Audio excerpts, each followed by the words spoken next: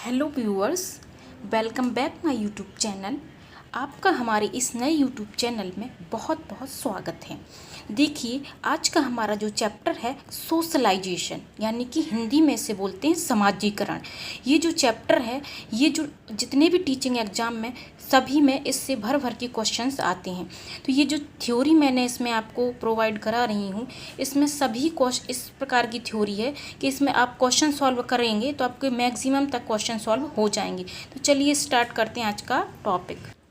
तो समाजीकरण की डेफिनेशन दी है, समाज के साथ घुलने मिलने की जो प्रोसेस है वो आपकी समाजीकरण कहला। तो समाज यानी कि सोसाइटी। समाज क्या होता है? आपके इर्द गिर्द, यानी कि आपके जो चारों तरफ या घर में आपको जहाँ पे भी लोग मिलते हैं वो आपकी सोसाइटी बनाते हैं, सोसाइटी कहलाते हैं। तो उनके साथ जो आप घुल मिल जाते हैं या एडजस्ट कर लेते हैं, उनके साथ एडजस्टमेंट कर लेते हैं, तो ये जो प्रोसेस होती है वो आपकी समाजीकरण कहलाती है। और ये जो समाजीकरण की प्रोसेस है, सोशलाइजेशन की प्रोसेस है, ये बर्थ से लेकर के आपकी डेथ तक चलती है। The process of adjustment with society is called socialisation, यानी कि सोसाइटी के साथ जो एडजस्टमेंट करने की प्रोसेस होती है वो आपकी सोशलाइजेशन कहलाती है। कहने का मतलब है कि जो सामाजिक वातावरण है, यानी कि सोशल एनवायरनमेंट है, उसमें अनुकूलन यानी कि एडेप्टेशन। अनुकूलन का मतलब होता है कि अपने आप को वातावरण के अनुसार ढालना, यानी कि जैसे समाज के नियम हैं उसी के अकॉर्डिंग अपने आप को बना लेना। और समायोजन मतलब अपने आप को एडजस्ट कर लेना। या फिर बोलें तो समाज के जो मानदंड है, मानदंड यानी कि क्राइटेरिया, यानी कि रूल्स वगैरह हैं, उनके साथ आप एडेप्टेशन कर लेते हैं। या फिर उनके जो मूल्य हैं, यानी कि जो वैल्यूज़ हैं, जो बिलीव्स हैं और जो आपकी अपेक्षाएं हैं, उनको आप अर्जित कर लेते हैं। इन सब की प्रोसेस को क्या बोलते हैं? समाजीकरण कहलाती है, यानी कि सोशलाइजेशन कहलाता है। ये जो डेफिनेशन दी है, इससे भी बहुत सारे क्वेश्चन सॉल्व हो जाएंगे, तो आपको ये लर्न कर लेनी है। ध्यान रखिएगा, ये बहुत ही इंपॉर्टेंट डेफिनेशन है, इससे संबंधित क्वेश्चन आपको देखने को मिल जाएंगे। नेक्स्ट देख लेते हैं। ये जो आपकी समाजीकरण की प्रोसेस है, इसमें क्या होता है? इसमें जो कल्चरल ट्रांसमिशन यानी कि सांस्कृतिक संचरण plus development of individual personality, यानी कि वैयक्तिक व्यक्तित्व विकास को शामिल किया जाता है। तो आपको याद रखना है किस किस को शामिल करते हैं। एक तो सांस्कृतिक संचरण, यानी कि जो आपकी कल्चर जो होता है, आपका जो संस्कृति होती है, उसका ट्रांसमिशन होता है इसमें, यानी कि ये ट्रांसफ़र होती है एक जगह से दूसरी जगह। मतलब आपकी फैमिली में पहले ट्रांसफ़र होगी, जो आपकी संस्कृति है वो, फिर उसके बाद अगली पीढ़ी में, यानी कि इसमें कल्चर का ट्रांसमिशन होता है। फिर और जो आपका पर्सनालिटी है, पर्सनालिटी भी आपकी इसमें डेवलप होती है। जो सोशलाइजेशन की प्रोसेस है, ये जन्म से स्टार्ट होती है, यानी कि आपकी बर्थ से स्टार्ट होती है और मृत्यु तक चलती रहती है। यानी कि ये कैसी प्रोसेस होती है? लाइफ लॉन्ग प्रोसेस होती है। अब देख लेते टाइप्स ऑफ सोशलाइजेशन, यानी कि समाजीकरण के प्रकार। तो ये सोशलाइजेशन 2 टाइप से होता है, primary socialisation and secondary socialisation. Primary socialisation को हम हिंदी में बोलते हैं प्राथमिक समाजीकरण, और सेकेंडरी सोशलाइजेशन को बोलते हैं द्वितीयक या गौण भी बोलते हैं इसे, समाजीकरण। तो प्राइमरी जो सोशलाइजेशन है आपका फैमिली के अंदर होता है, आपके परिवार के अंदर प्राइमरी सोशलाइजेशन होता है। आपको ये याद रखना है, इससे रिलेटेड कई बार एग्जाम में क्वेश्चन पूछे हुए हैं। तो इसमें जो प्राइमरी सोशलाइजेशन कहाँ होता है, तो आपको क्वेश्चन पूछा जाता है तो आंसर देना है फैमिली में। तो फैमिली में क्या होता है? फैमिली में हम की भावना होती है, एकता होती है, प्यार लव के लिए इसका सोशलाइजेशन होता है, अफेक्शन यानी कि स्नेह, एक दूसरे से स्नेह होता है। ठीक है, तो ये प्राइमरी सोशलाइजेशन में आपको सिर्फ एक ही चीज़ याद रखनी है, फैमिली। ठीक है, प्राइमरी सोशलाइजेशन कहाँ पर होता है? आपका फैमिली के अंदर। फिर देख लेते सेकेंडरी सोशलाइजेशन, यानी कि द्वितीयक या गौण समाजीकरण। तो फैमिली के बाहर जो आपका सोशलाइजेशन होता है वो आपका सेकेंडरी सोशलाइजेशन होता है। तो फैमिली के बाहर जब जैसे बच्चा 4-5 साल का हो जाता है, फिर उसके बाद वो घर से बाहर निकल के स्कूल जाता है और बाहर की दुनिया में कदम रखता है, तो वहाँ पर उसका सेकेंडरी सोशलाइजेशन स्टार्ट होता है। तो सेकेंडरी सोशलाइजेशन कौन करता है? सबसे पहले विद्यालय में स्टार्ट होता है, फिर इसके बाद मीडिया यानी कि न्यूज़पेपर, न्यूज़ चैनल जो होते हैं, इसके अलावा टीवी वगैरह वो जो हो गया, सोशल ऐप, इनसे भी सेकेंडरी सोशलाइजेशन होता है।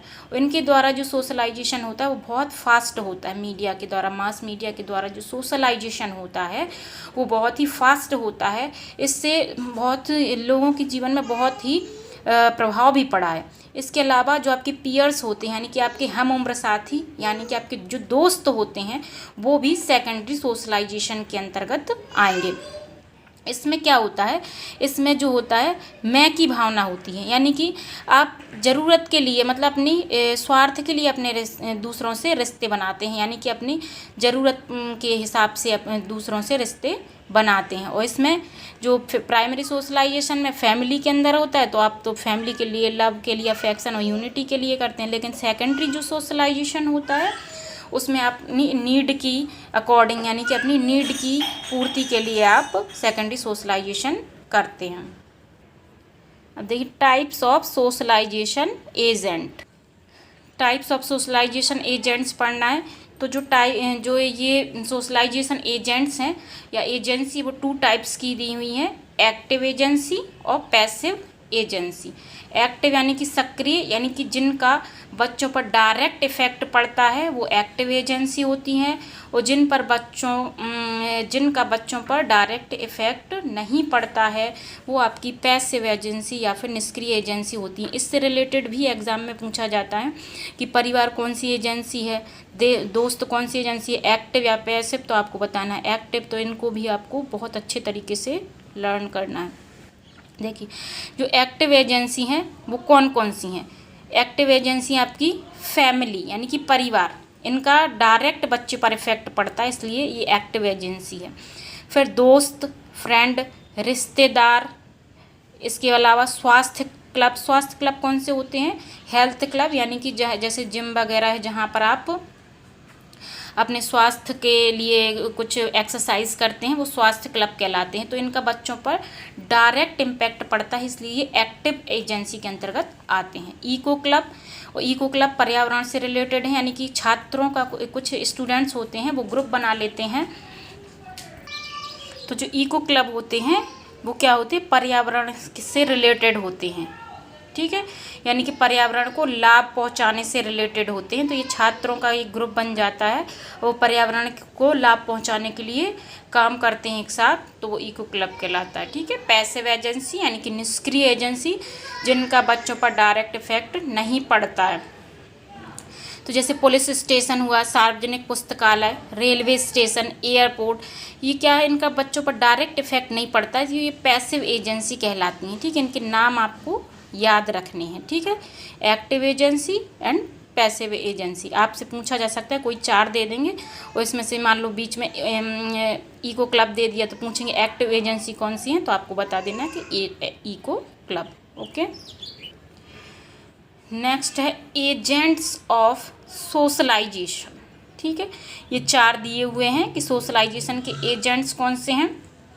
फैमिली है, फैमिली कैसी है? ये प्राइमरी एजेंट है फैमिली। ये फर्स्ट एजेंसी होती है सोशलाइजेशन की, क्योंकि बच्चा जब जन्म लेता है तो अपने परिवार में ही उसका पालन पोषण होता है, उसे जैसे संस्कार दिए जाते हैं बच्चे का वैसे ही विकास होता है। यदि उसे अच्छे संस्कार दिए जाते हैं तो वो पर्यावरण में या फिर समाज में अच्छे से एडजस्ट कर पाता है। यदि उसे अच्छे संस्कार नहीं दिए जाते हैं तो वो किसी भी टाइप से किसी से भी बर्ताव कर सकता है, ना उसके अंदर सिंपैथी होती है ना एम्पैथी होती है, मतलब उसे किसी से ना लगाव होता है ना वो किसी का सम्मान करता है। तो फैमिली ये क्या होती है? फर्स्ट एजेंसी होती है सोशलाइजेशन की। तो जो बच्चे का इसमें बच्चों को बहुत अच्छे से परवरिश करनी चाहिए ताकि वो समाज में अच्छे से अडेप्ट कर पाएँ। फिर होता है स्कूल, फिर बच्चा इस घर के बाद स्कूल प्रवेश करता है। ये सेकेंडरी एजेंसी होती है सोशलाइजेशन की। और ये फॉर्मल एजेंसी है। फॉर्मल का मतलब होता है यहाँ आपको रिटर्न में मतलब कुछ नियम्स को फॉलो करना पड़ता है, आपको रूल्स को फॉलो करना पड़ता है इसमें, ठीक है। इसमें टाइम लिमिट रहती है कि इतने इतने टाइम से इतने टाइम तक, यानी 10 बजे बच्चा जाएगा और 4 बजे वापस लौट के आएगा, ठीक है। और इसमें रिटर्न में होता है, इसमें करिकुलम होता है, ठीक है, फिक्स्ड करिकुलम होता है, यानी कि जो बुक्स दी हुई हैं आपको वही फॉलो करनी है। घर में क्या है, घर में इनफॉर्मल होता है, फैमिली में इनफॉर्मल सोशलाइजेशन होता है और स्कूल में फॉर्मल, ठीक है। तो ये थोड़ा सा रिजिड भी होता है। फिर पीयर भी सेकेंडरी सोशलाइजेशन के अंतर्गत आएगा, यानी कि ये सेकेंडरी एजेंट होता है। फिर यहाँ पे मास मीडिया दिया है। मास मीडिया का मतलब होता है कि जनसंचार, यानी कि न्यूज़ चैनल हो गया आपका, newspaper, TV, cinema, social app जो होते हैं, फेसबुक, व्हाट्सएप, ट्विटर, इंस्टाग्राम, ये सब मास मीडिया के अंतर्गत आते हैं और इनसे सोशलाइजेशन होता है बहुत रैपिडली, यानी कि बहुत फास्ट सोशलाइजेशन इनसे होता है, ठीक है। आपको याद रहेंगे agents of socialisation: family, school, peers and mass media. अब देख लेते हैं फॉर्मल और इनफॉर्मल सोशलाइजेशन, औपचारिक और अनौपचारिक समाजीकरण। फर्स्ट है इनफॉर्मल सोशलाइजेशन, यानी कि अनौपचारिक समाजीकरण। तो जो इनफॉर्मल सोशलाइजेशन होता है वो क्लासरूम और ऑर्गेनाइजेशन के बाहर होता है यानी कि कोई क्लासरूम नहीं होता, कोई ऑर्गेनाइजेशन नहीं होता, कोई कॉलेज वॉलेज, इन सब के बाहर जो सोशलाइजेशन आपका होगा वो आपका होगा इनफॉर्मल, यानी कि इसमें कोई फिक्स्ड रूल नहीं होगा, कोई टाइम लिमिट नहीं होगी। फैमिली के अंदर जो सोशलाइजेशन होता है वो फॉर्मल सोशलाइजेशन होता है, ठीक है। फैमिली के बाहर मतलब स्कूल को छोड़ करके कोई भी जहाँ पर नियम कानून चलते हैं या करिकुलम चलता है या सर्टिफिकेट वगैरह मिलते हैं, उनको छोड़ करके कहीं पे भी आपका जो सोशलाइजेशन होता है वो आपका इनफॉर्मल सोशलाइजेशन होता है। और ये कैसा होता है, लाइफ लॉन्ग प्रोसेस होती है और इसमें कोई टाइम लिमिट नहीं होती, ना कोई फिक्स्ड रूल होता है। इसमें जो माँ होती है वो आपकी फर्स्ट टीचर होती है और ये पूरी लाइफ लॉन्ग प्रोसेस होती है। स्कूल और कॉलेज जो होता है वो तो एक टाइम लिमिट होती है कि आप इतने, उसके बाद उसका जैसे उसका करिकुलम या उसका जो सर्टिफिकेट, उसका जो टाइम कंप्लीट हो जाता है तो वो आपका ख़त्म हो जाता है। लेकिन जो अनौपचारिक समाजीकरण है ये जीवन पर्यंत चलता रहता है, स्कूल से पहले भी और स्कूल के बाद भी। जो इनफॉर्मल सोशलाइजेशन होता है वो कैसा होता है, लचीला, यानी कि फ्लेक्सिबल होता है, यानी कि जो जिसमें बदलाव हो सकते हैं, यानी कि ये चेंज होता रहता है। क्योंकि आप जैसे सोसाइटी में चले जाएंगे, जैसे वातावरण में चले जाएंगे तो उसके अकॉर्डिंग ये बदलता जाएगा।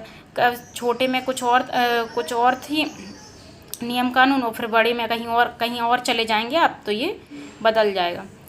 फिर इसके जो एग्जाम्पल हैं, इनफॉर्मल सोशलाइजेशन कहाँ होता है, फैमिली में, पड़ोस, दोस्त और रिश्तेदार, ये कैसे एजेंट होते हैं आपके, इनफॉर्मल एजेंट होते हैं, यानी कि इनफॉर्मल सोशलाइजेशन में इनका रोल होता है। यानी कि औपचारिक समाजीकरण, तो ये जो सोशलाइजेशन होता है इसमें रूल्स और रेगुलेशन को फॉलो करना पड़ता है। जैसे स्कूल में, कॉलेज, कोई वर्क प्लेस है या फिर ऑर्गेनाइजेशन है तो वहाँ पर जो आपका सोशलाइजेशन होता है वो फॉर्मल सोशलाइजेशन होता है, क्योंकि वहाँ पर आपका फिक्स्ड करिकुलम होता है, पीरियड लगते हैं, टाइम लिमिट होती है। और ये जो सोशलाइजेशन होता है यानी कि जो स्कूल होते हैं वहाँ पर रिटर्न में होता है, कानून होते हैं, कुछ नियम फॉलो करने पड़ते हैं, कुछ रूल्स होते हैं। जैसे स्कूल या कॉलेज में फिक्स्ड करिकुलम होता है, उनका कंप्लीट होने पर आपको वहाँ से फिर कहीं और अपन को जाना पड़ता है, ठीक है। तो फॉर्मल ऑर्गेनाइजेशन किसी भी ऑर्गेनाइजेशन जहाँ का फिक्स्ड करिकुलम होता है, जहाँ पे आपको सर्टिफिकेट मिलते हैं, जहाँ रूल्स होते हैं, रेगुलेशंस होते हैं, रिटर्न में आपका होता है, ठीक है, वहाँ पर फॉर्मल सोशलाइजेशन होता है। अब देख लेते हैं प्रोसेस ऑफ सोशलाइजेशन। तो फर्स्ट आ जाता है पालन पोषण, ठीक है। तो पालन पोषण परिवार में होता है। यदि पालन पोषण अच्छे तरीके से किया गया है तो बच्चा समाज में अच्छे से एडजस्ट कर पाएगा। यदि पालन पोषण अच्छे से नहीं किया है तो बच्चा समाज में अच्छे तरीके से एडजस्ट नहीं कर पाता है, उसका सोशलाइजेशन अच्छा नहीं होता है। फिर है कॉपरेशन, तो समाज में ये सभी लोग एक दूसरे का सहयोग करते हैं, तो बच्चा देखता है तो बच्चे के अंदर भी एक दूसरे का सहयोग करने की जो जिज्ञासा होती है, सहयोग करने की इच्छा होती है, वो जागृत होती है और वो भी ये सब सीख लेता है और वह भी एक दूसरे का सहयोग करता है। आत्मीकरण, एसिमिलेशन का मतलब होता है कि यदि कोई भी मतलब सूचना है या कोई भी इन्फॉर्मेशन है, उसको अपने अंदर आत्मसात करना या फिर अपने अंदर ग्रहण करना आत्मीकरण कहलाता है। तो बच्चा समाज में बहुत सारे जो नॉलेज होता है, बहुत सारे जो समाज के नियम होते हैं, उनको अपने अंदर ग्रहण कर लेता है। इसे बोलते हैं एसिमिलेशन, जो सोशलाइजेशन में इम्पोर्टेंट रोल प्ले करता है। फिर है रिवॉर्ड एंड पनिशमेंट, यानी कि पुरस्कार और दंड। देखिए, कुछ व्यवहार बच्चों के ऐसे होते हैं जो समाज के अकॉर्डिंग होते हैं, समाज के नियमों के अकॉर्डिंग होते हैं, ठीक है। तो उसको उनकी यदि प्रशंसा करेंगे तो बच्चा अब खुद भी मतलब उन सब चीज़ों को करने के लिए अग्रसर होगा और फिर वो उन्हीं प्रक्रियाओं को बार बार दोहराएगा। लेकिन यदि कोई वो गलत काम करता है या समाज के अकॉर्डिंग काम नहीं करता है तो उन्हें सज़ा दी जाएगी या फिर हतोत्साहित किया जाएगा या दंड दिया जाएगा, तो बच्चा ऐसा काम दोबारा नहीं करेगा, ठीक है। जैसे अपराध कोई करना या फिर चोरी करना, यदि इन सब चीज़ के लिए उसे पनिश किया जाएगा तो बच्चा दोबारा करने से डरेगा। फिर सोशल टीचिंग, तो यदि टीचर बच्चों को सामाजिक शिक्षण कराता है, इससे भी उसका सोशलाइजेशन होता है बच्चे का। फिर देख लेते हैं इमिटेशन, यानी कि अनुकरण। तो इमिटेशन का मतलब है दूसरों की नकल करना। तो बच्चे क्या होते हैं, जो समाज में बड़े बुजुर्ग होते हैं या एडल्ट होते हैं, उनको उनके वो जो भी करते हैं या फिर उनकी जो भी मतलब जो उनके अच्छे काम होते हैं या उनको इमिटेट करता है, ठीक है, यानी कि उनकी नकल करता है, उनको कॉपी करता है, ठीक है। ये हो गया आपका सोशलाइजेशन का चैप्टर कंप्लीट हो जाता है। अब आपको इस चैप्टर से रिलेटेड क्वेश्चंस सॉल्व करने हैं और देखना है कि आप इस थ्योरी की मदद से कितने क्वेश्चन सॉल्व कर पा रहे हैं, ठीक है। यदि आपको वीडियो पसंद आए तो लाइक करें, सब्सक्राइब करें और जो नीचे बेल आइकन दिया हुआ है उसको प्रेस करना ना भूलें। Thank you for watching.